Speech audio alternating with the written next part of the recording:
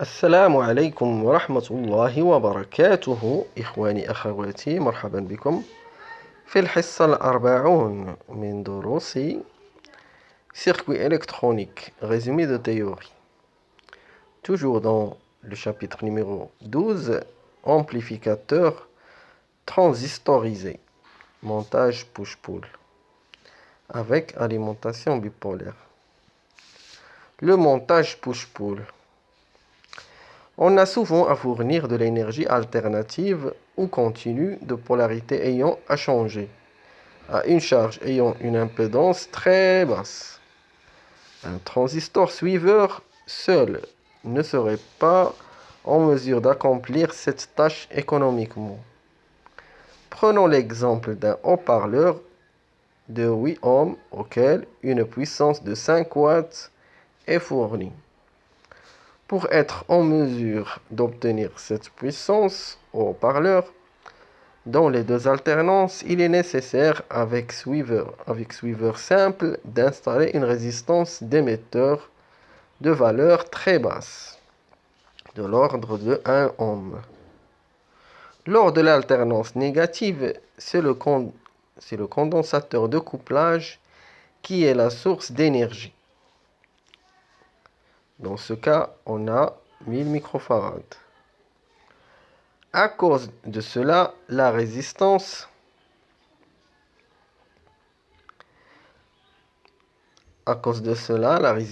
d'émetteur, ainsi en série avec le haut-parleur, doit avoir une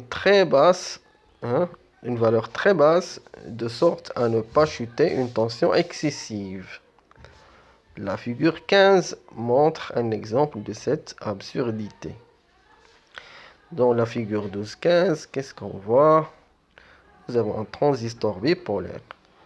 Le collecteur est relié à une alimentation de 20 volts et l'émetteur est relié à une résistance de 1 ohm qui est relié à la masse et aussi relié à un condensateur de couplage de 1000 microfarads qui est relié à la charge de 8 ohms.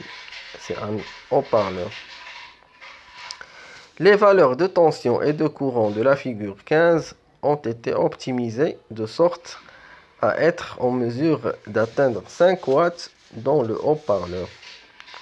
Nous avons ces valeurs, c'est UCE, la tension entre le collecteur et l'émetteur est de 9,4 volts et le courant du collecteur est de l'ordre de 10,6 ampères.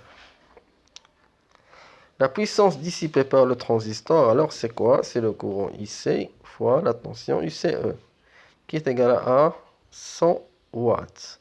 C'est faux. Nous, on veut avoir 5 watts. Montage à alimentation bipolaire. Il apparaît donc qu'une solution soit nécessaire car l'efficacité du système laisse à désirer grandement, même si ce dernier est fonctionnel. C'est ici qu'intervient la structure suiveur appelée push-pull. Push, ça veut dire pousser, et pull, ça veut dire tirer.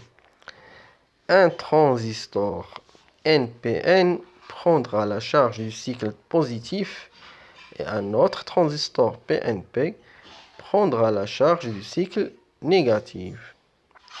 Lorsque la tension de sortie sera nulle, les deux transistors auront un courant presque nul les traversant. Leur dissipation de puissance au repos sera faible, donc acceptable. Chacun des deux transistors s'occupe de la moitié du signal, c'est-à-dire 180 degrés. C'est ce qu'on nomme la classe B. On avait dit que la classe A, c'est 360 degrés. Maintenant, la classe B, c'est 180 degrés, la moitié. Lors du passage de 0 volts aux bornes de la charge, il est désiré que les transistors soient tous les deux encore en conduction. C'est une condition très faible. C'est une conduction très faible, mais qui est nécessaire pour que les deux transistors puissent contrôler correctement le signal lors du passage à 0 volts. Ceci implique que les transistors travailleront sur une plage plus grande que 180 degrés, mais plus petite que 360 degrés. C'est ce qu'on nomme la classe AB.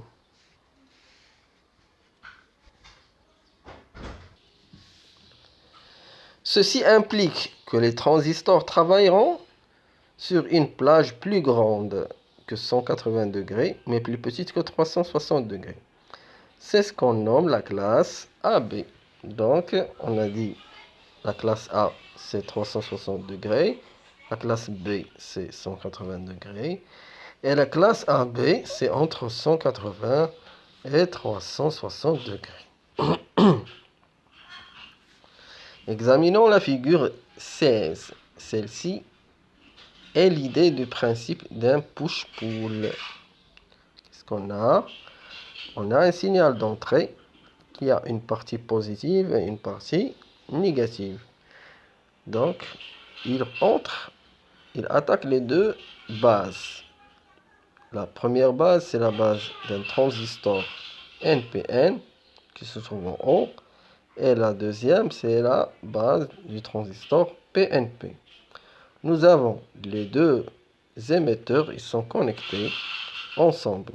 Et ils sont reliés à la charge. Au quoi? Au haut-parleur. Et puis, les deux collecteurs. Un collecteur est relié à plus UCC, partie positive, et un collecteur est relié à moins UCC, la partie négative.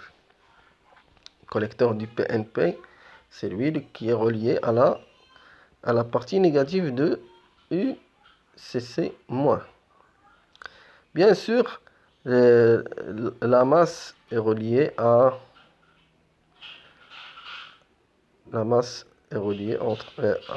au haut-parleur, à la charge.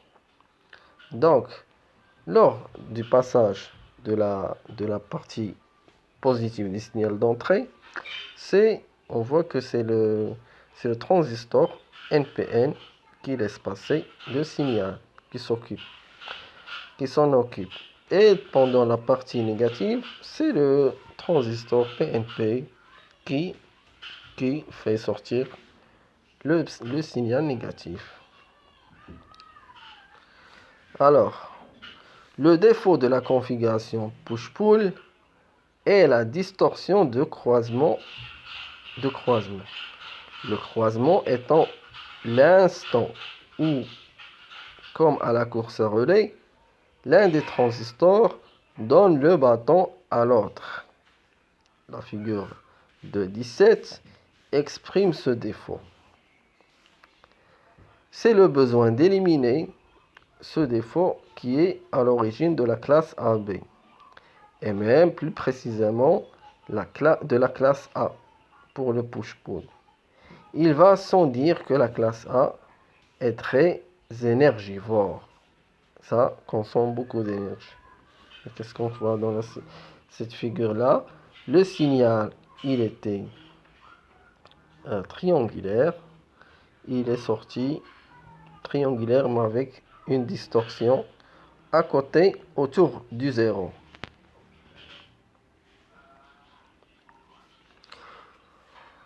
Comme on voit très bien dans la figure 17, on avait dit, le problème vient du fait que le signal d'entrée doit atteindre une tension suffisante afin de mettre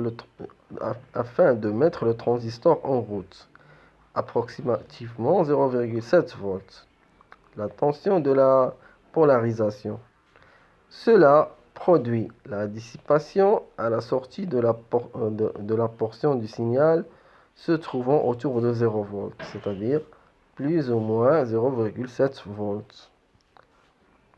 Ceci cause une distorsion très désagréable lorsque le signal est à basse amplitude. La façon de régler ce problème est de polariser à l'avance les transistors du push-pull. On insère entre leurs bases une source de tension d'environ 1,4 volts. Comme ça, nous allons compenser les 0,7 volts nécessaires pour la polarisation de transistors, qu'il faut ajuster de sorte qu'il soit prêt à démarrer immédiatement. Cette source est fabriquée électroniquement. Des diodes peuvent faire l'affaire, voire même des résistances. Mais l'idéal dans un amplificateur de qualité est d'utiliser un autre transistor servant de régulateur de tension parallèle. Celui-ci maintiendra la tension entre les deux bases à une valeur très stable. Cette tension est identifiée à la figure 18 par U-pôle, tension de polarisation. Donc, qu'est-ce qu'on a dans la figure de 18? Nous avons trois transistors, T1, T2, T3. T1 et T2. T1 est NPN, T2 est PNP et T3 il est NPN. Le push-pull il est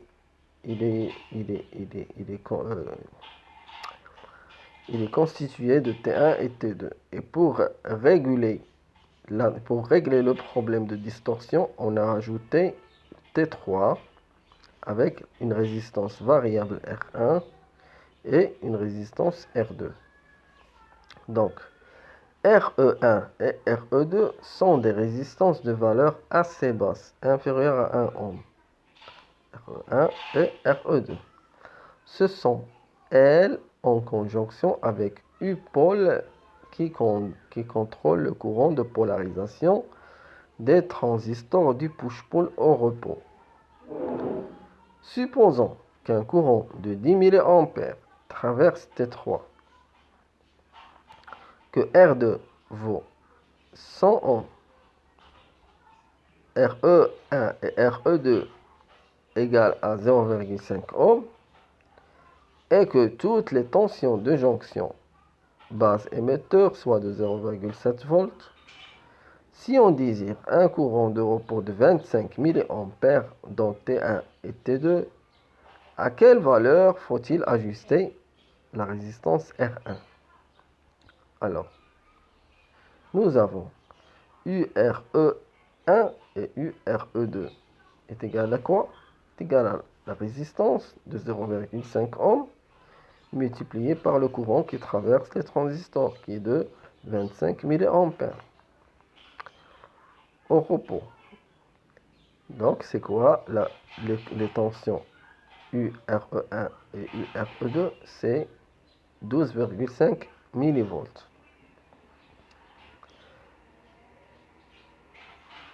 On les voit maintenant.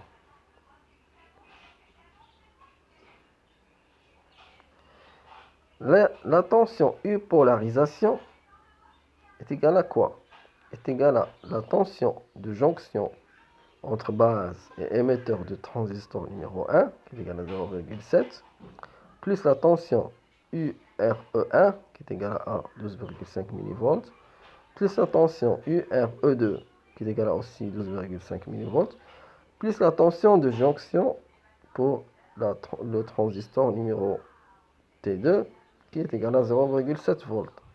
Donc, polarisation, on l'a trouvé, c'est 1,425 volts. Après, nous allons déterminer la tension dans la résistance R2. C'est quoi? La tension est égale à combien? Est égale à 0,7 volts, car elle est en parallèle avec la tension UBE de transistor T3. La jonction base émetteur, il y a toujours une tension de 0,7 volts. Après, on peut déterminer le courant qui passe par la résistance R2, qui est celui-même qui passe par la résistance R1.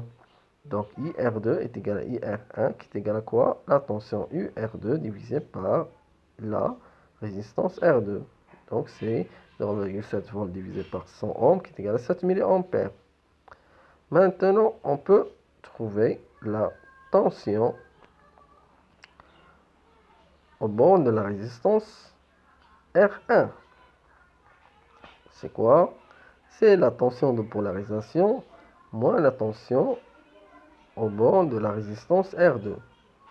Donc c'est U pôle moins 0,7 volts qui est égal à 1,425 volts moins 0,7 qui est égal à 0,725 volts.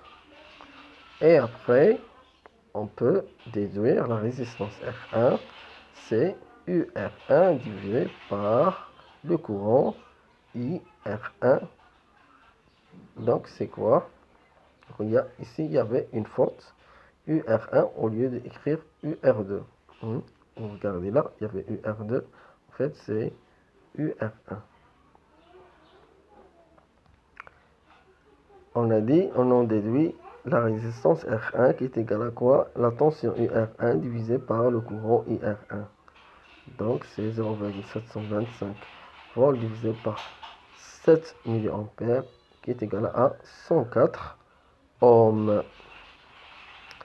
En pratique, cet ajustement est effectué en installant un voltmètre numérique aux bornes de RE1 et RE2 en série et en faisant varier R en partant de 0 ohm et en montant jusqu'à ce que la tension désirée soit atteinte. Dans ce cas, cette tension serait de 2,5 millivolts. Cet ajustement devrait être fait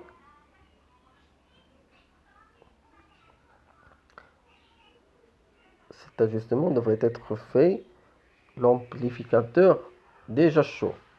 Aussi, le transistor T3 est mécaniquement en contact avec le radiateur thermique de T1 et T2, de sorte à éviter l'emballement thermique. En effet, lorsqu'un transistor chauffe ou est chauffé, sa tension de jonction base émetteur diminue de moins 2 millivolts par degré Celsius.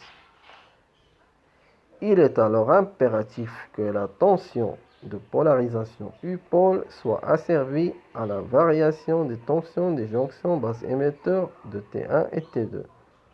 On y parvient en maintenant T3 à la même température que T1 et T2, en l'installant aussi sur le radiateur thermique supportant T1 et T2. شكرا لكم إخواني أخواتي على متابعة هذه الحصة. استودعكم الله الذي لا تضيع ودائعه.